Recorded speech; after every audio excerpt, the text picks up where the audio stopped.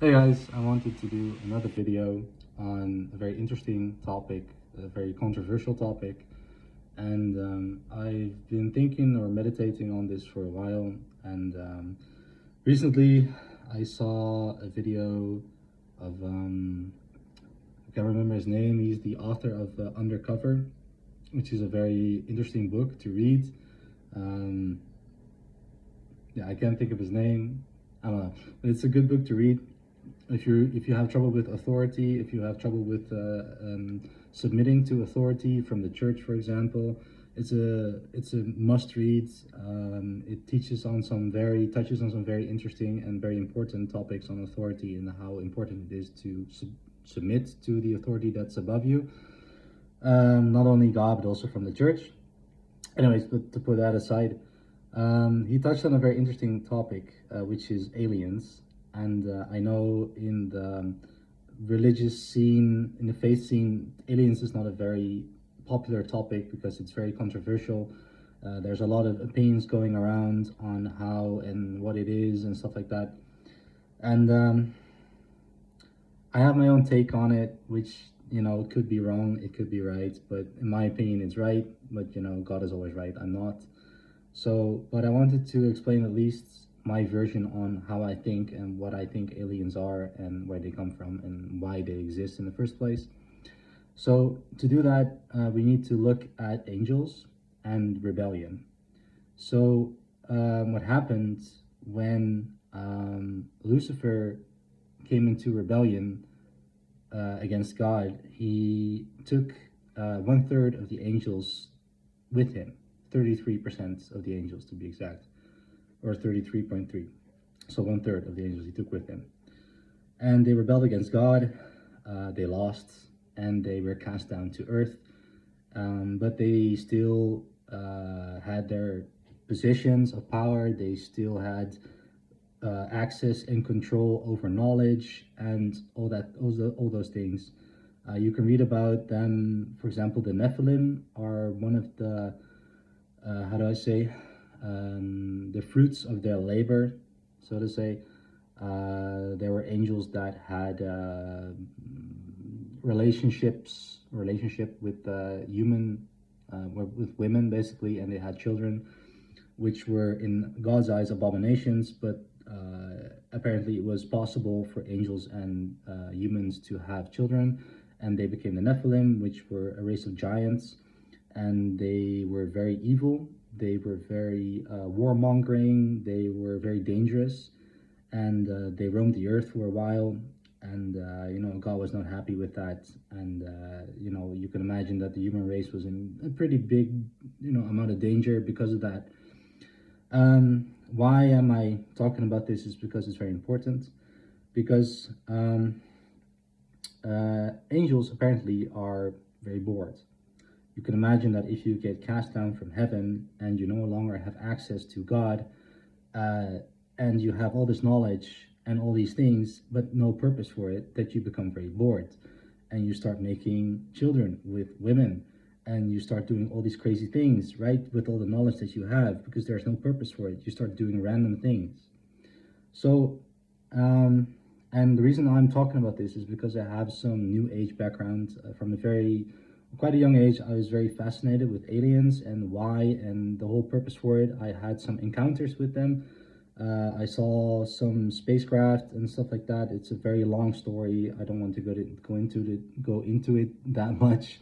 But what happened was, when I was very young, like 18 or 19, I had the two orange spheres that came past my window, and they stopped before my window, and I had like a psychic encounter. Like, I heard voices, and they were basically mocking me that I would give my life to Jesus before I was 30. It happened. I gave my life to Jesus before I was 30. But it was very interesting because I never forgot about it. And I was so interested because these orange spheres, apparently in the scene, the alien scene, they're quite common. It happens quite often that people see two orange spheres, and apparently they're spacecraft, apparently there's aliens in them, and there's this whole story about it. But apparently aliens are also psychically very sensitive, sort of say. Um, And the reason I'm talking about this is because I watched a lot of videos about aliens, and I have a lot of information on like stagnant information, sort of, because I watched all these videos. I have all this knowledge and all this information that I like. Usually I don't do anything with it because I know it's not really from God. I mean, it doesn't tie into Jesus very well, so I don't do anything with it. But I've been meditating on this for a while. I was like, okay, I want to do something with this, but I don't know how to share this. So what I think personally, what I've seen is that I know from some videos from Gaia.com. It's a sort of alien slash new age website that has a lot of hidden information that is hidden from the public. And they talk a lot with eyewitnesses that served in the American military, for example, and other things, that have personal testimonies of what happened to them. And they have ties with like psychic experiments that were done. The psychic world, the occult world, is very real.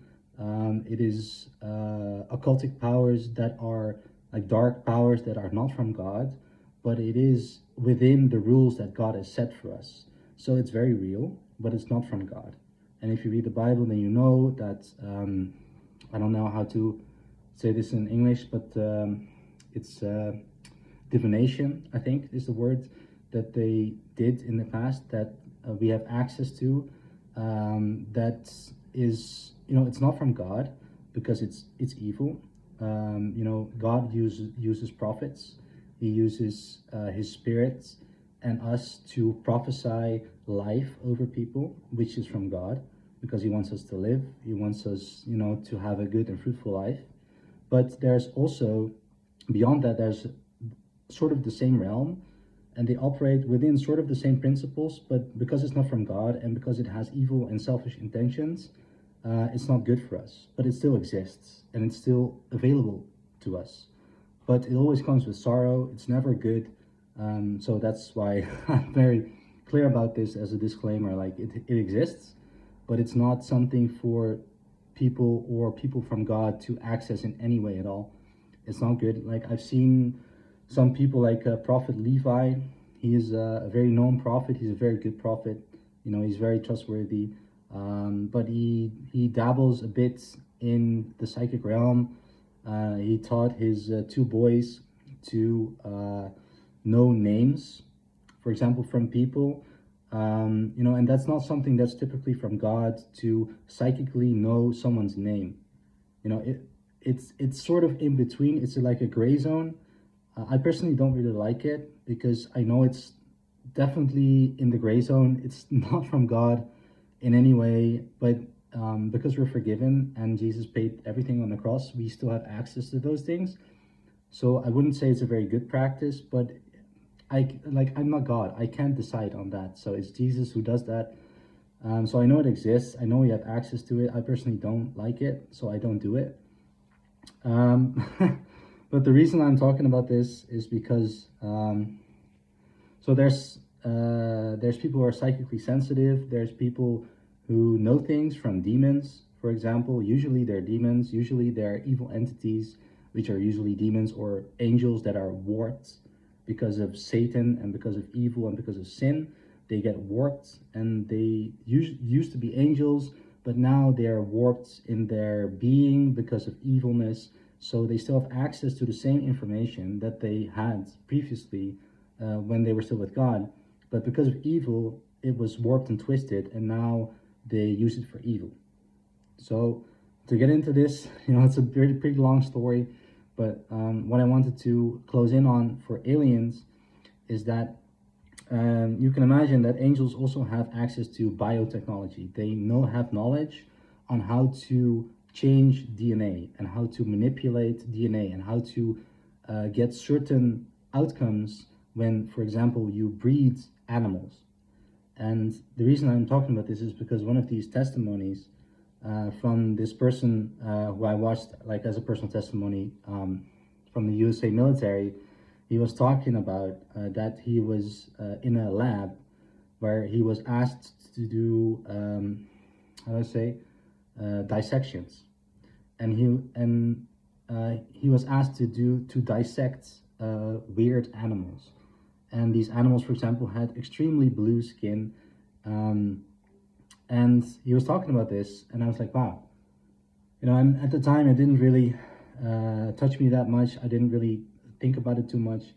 But now that I'm Christian and I'm born again and I follow Jesus, I now realize that, wait a second, those animals probably, most likely, were bred with knowledge or by knowledge from the angels that were cast down from heaven, that are doing their own thing, that are doing genetic experiments to make weird animals because they're bored, because they don't know what to do. And if you think about it that way, then aliens are definitely not far off.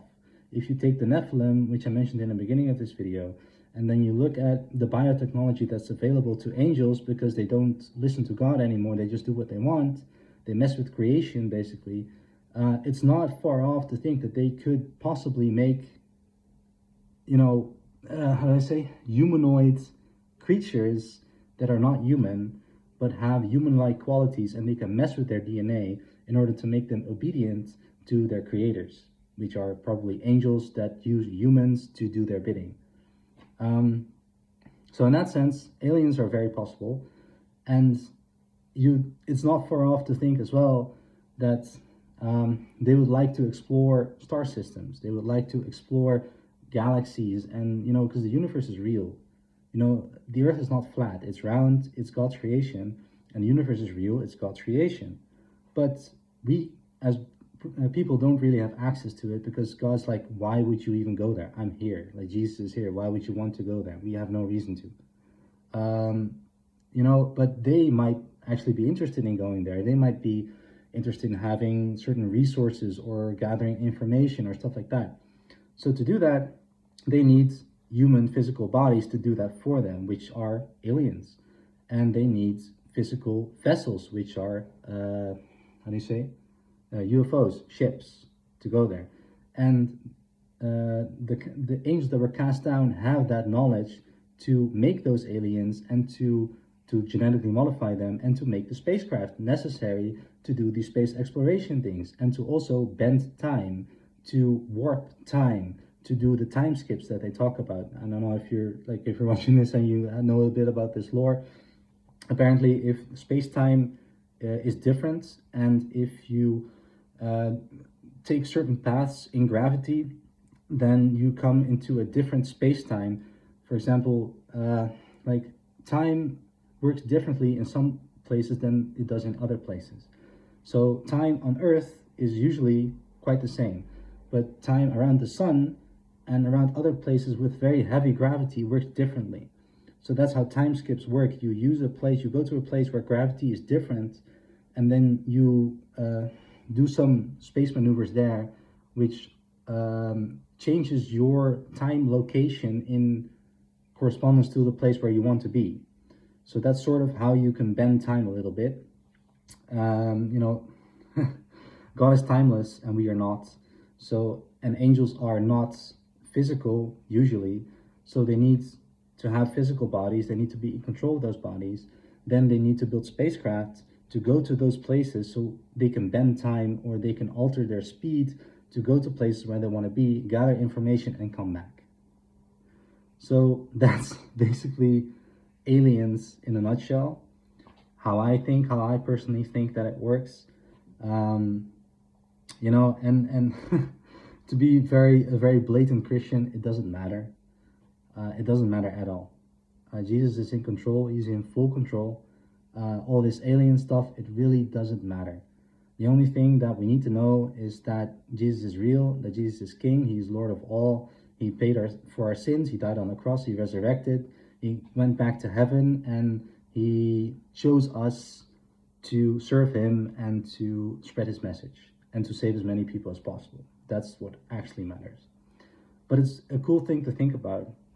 And I think possibly the only reason this alien stuff could actually matter is because it brings people to Jesus.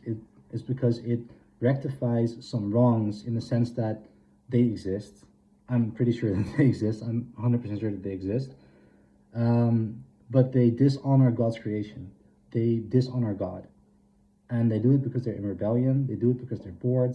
They do it because they have nothing else to do. They made a mistake when Satan seduced them, tempted them to betray God, which is not a very clever thing to do. Now, to end this video on a very positive note, which is very cool. So when Satan rebelled against God, against Jesus, basically, he took with him 33.3% of the angels, 1/3 of heaven. Now, if you look at the statistics for how many Christians there are in the world, you can guess how many there are. 33.3% of people in the world are Christian. 33.3%. Do you see how good God is and how precise he is with his wrath and his vindication? So he's like, okay, I already knew that you were going to take 1/3 of my angels with you. I'm okay with that. I'm going to take 33.3% of the people I made back with me to heaven. So that's God for you in a nutshell. He's like, Jesus paid it all. You know, he's in full control. He knows everything. You know, and if you're interested in this kind of topics, like, I advise you not to dig into it that much, because it's not worth it. You know, Jesus is worth it. He is worth the time. He's worth the effort. He's worth all your energy. He's worth all your attention and everything like that. So if you're watching this video and you're interested in these kinds of stuff, please don't go into it that much. You know, Jesus is the way, the truth, and the life. He is God. He is the only one who was able to save us, and he paid everything. So follow him, do his will, and you will be fine. And don't pay too much attention to all this dark stuff and this Nephilim and these alien stuff. You know, it exists. It's out there. It's very real. It's 100% real. But it's not worth our time. It's not worth our effort. So on this note, I'm going to leave you. Shalom. A very good day. Thank you for listening. Thanks for watching. And hopefully see you in another video. Bye.